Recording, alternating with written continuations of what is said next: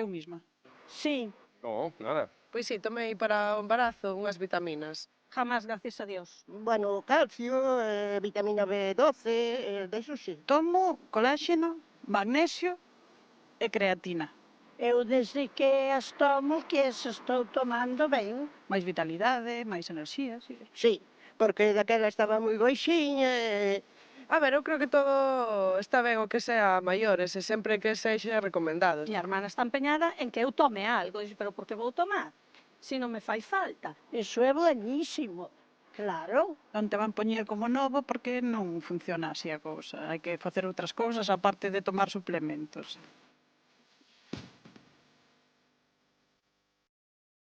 Bueno, como ven vostedes, hai moitas dúbidas sobre os suplementos, porque aquí sempre hai moito marketing, moito nos crean necesidades. É que pensa que é unha industria que solo en España factura 2.000 millóns de euros anuais. Entón, claro, teñen músculo suficiente para facernos creer que isto é Que isto é a panacea, milagroso. e que isto vai ser milagroso e que vas tomar algo desto e vas poñerte como de 20. E claro, non sempre, Non, aquí non estás, sempre é así. estás ante unha que cae moitas veces nestes suplementos, por iso son a primeira interesada en averiguar. Por exemplo, os que prometen os da caída do pelo, non?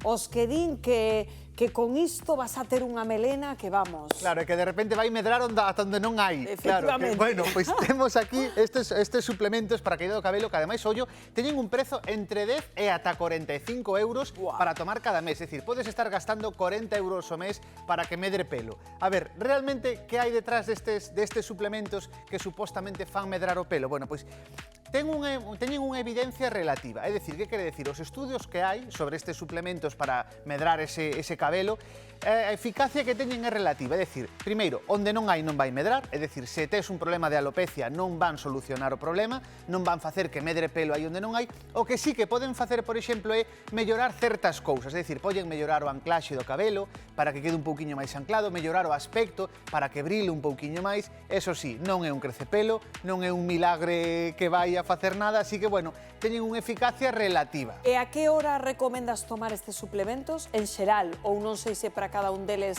hai como un momento que as comidas no almorzo. Claro, sí é certo que o ideal, por exemplo, neste caso, é tomalos con algunha comida. Pode ser no almozo, pode ser na merenda, pode ser na cena.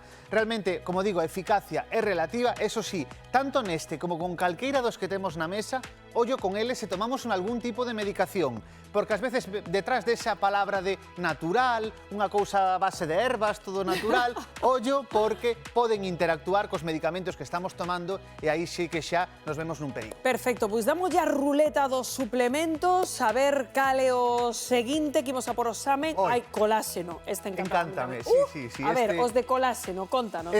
Mira, pois que además teño por aquí que o prezo... Esto che din que volves a estar como con 15 anos. Claro, e además teño desgaste, vou tomar coláxeno para que me recupere o xeonllo, non? Que teño aí dixeronme no traumatólogo. E canto custa isto? Canto prezos? De media, máis ou menos, uns 30 euros. 30 euros cada envase que dura un mes, ou seja, que estás gastando 30 euros ao mes.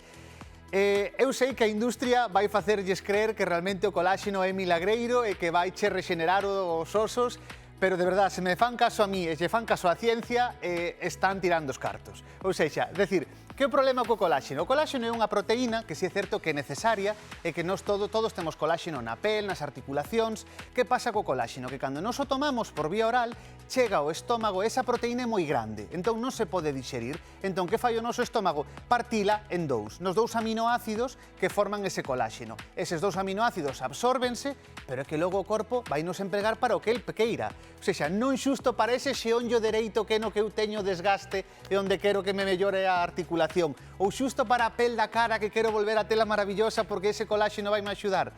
Non funciona así o gallá, pero realmente o coláxeno... Conclusión, tiramos os cartos cos suplementos de coláxeno. Vale, vamos, te entendimos. O noso corpo expúlsalo polo ouriño, todo ese exceso de coláxeno e imos ter uns ouriños moi caros, basicamente. Vale, aclaradísimo. Mais, dámoslle a ruletiña a ver que nos sale por aí. Probióticos. Pois mira, os probióticos son interesantes, pero ollo con eles. É dicir, son interesantes para certos momentos puntuais. É dicir, non é algo que debamos tomarte sempre, de por vida, non? Porque o abuso deles tamén ollo porque nos pode alterar a nosa, o que se chama ahora microbiota, que sempre foi a flora intestinal, esas bacterias que temos aí no noso intestino, ás veces altéranse, ou ben, por exemplo, pois porque tomamos antibióticos, tomamos algunhas medicacións moi fortes que poden alterar esas bacterias que temos aí, ou ben porque se descontrolan, como corre co SIBO, e que realmente pois aí hai só un sobrecrecemento bacteriano e nos interesa volver, digamos, o seu estado basal á súa normalidade.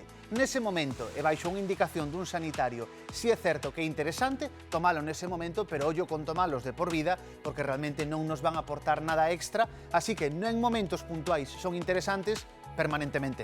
Ben, pois anotamos consello, máis a exame, a ver que nos sale por aí, melatonina. Melatonina, pois mira, esta é moi interesante tamén, a melatonina. Que ocorre con ela? Se temos un problema grave de insomnio, claro, a melatonina non vai ser a solución, pero sí é certo que a melatonina pode axudarnos en certos momentos.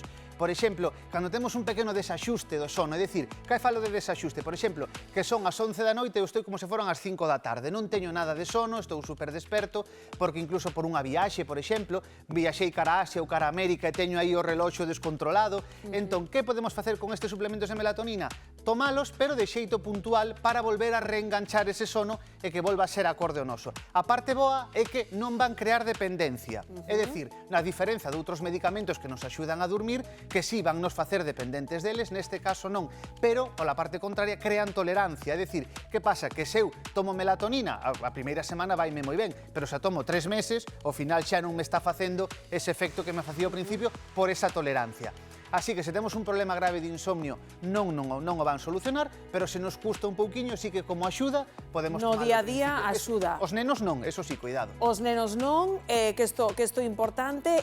Cando recomendas tomar un pouquiño antes de dormir? Sí, como media hora, máis ou menos media hora antes de ir a dormir, de que queramos quedar dormidos, pois tomamos esa pastilla, non vamos quedar dormidos de caer, que non se asuste ninguén, pero sí é certo que vai nos favorecer ese arranque do sono. Pois anotadísimo, multivitamínicos. Os multivitamínicos, bueno, Estos además, son tamén un clásico. claro, incluso algún que pon da A a Z, non? Eu Que teño ten unha amiga, todas as ademais, que vitaminas. sempre é a súa solución para todo. Toma vitaminas, Rocío, toma vitaminas. A ver, Mira, o que di a Autoridade Europea de Seguridade Alimentaria, que é o máximo organismo que regula estes suplementos, porque, oye, non, é que, claro, non teñen a regulación dos medicamentos, porque os medicamentos xogan noutra liga, que non xogan teñen un marco legal diferente estes suplementos. Entón, non están sometidos aos mesmos ensaios de eficacia e nin de seguridade. Entón, bueno, son un pouco relativos. Que pasa? Que ese exceso de vitaminas tampouco nos vai aportar nada que non nos aporte unha dieta saludable e unha dieta variada. Se comemos un pouco de todo e comemos esa dieta variada e saludable, non precisaríamos estes multivitamínicos nada máis que en momentos puntuais que nos fagan un análisis de sangue que digan, por exemplo, pois tes que tomar vitamina D, por exemplo, pero non pola nosa conta, senón baixo control, porque ese exceso de vitamina D, ollo, porque acaba prexudicando os riles. Entón temos que tomala. e ademais sempre adoitan ter ese aspecto como moi saudable, non? Como se estivéramos case comendo unha laranxa cunha pastilla. Sí, sí, porque moitos levan incluso tamén esa vitamina C, con non sei cuántos miligramos de vitamina C. Que ocorre coa vitamina C? Que é hidrosoluble, é dicir, non se tomamos un exceso de vitamina C, o noso corpo que fai é dicir, bueno, pois non necesito tanta, aí vai, nos ouriños para fora, outra vez, ouriña moi cara. Entón, claro, realmente estamos tirando cartos cando imos ao baño, en realidade, non? Encántame este titular. Claro, temos como dous tipos de vitaminas, as hidrosolubles e as liposolubles. As hidrosolubles, que son a maioría, vanse eliminar ese exceso nos ouriños, estamos tirando os cartos cando imos ao baño, e as liposolubles acumúlanse no noso corpo. E aí onde veñe o problema, por exemplo, coa vitamina D, se acumulamos en exceso, tamén pode ser perigosa. Ou incluso se elevan, por exemplo, vitamina K e tomamos medicamentos como Sintrón, ollo, porque poden estar perxudicando. Se queremos tomar un multivitamínico dun xeito puntual, vamos falar sempre co farmacéutico ou comentar no centro de saúde, porque algúns medicamentos os que estamos tomando poden verse alterados. Poden ter contraindicacións, claro, que isto é moi importante. Creo que temos algún whatsappiño para ti sobre este tema, a ver que dúbidas ten a xente. Torcín un nocello e recomendaronme tomar coláxeno. Vaime axudar a aliviar a dor? Non.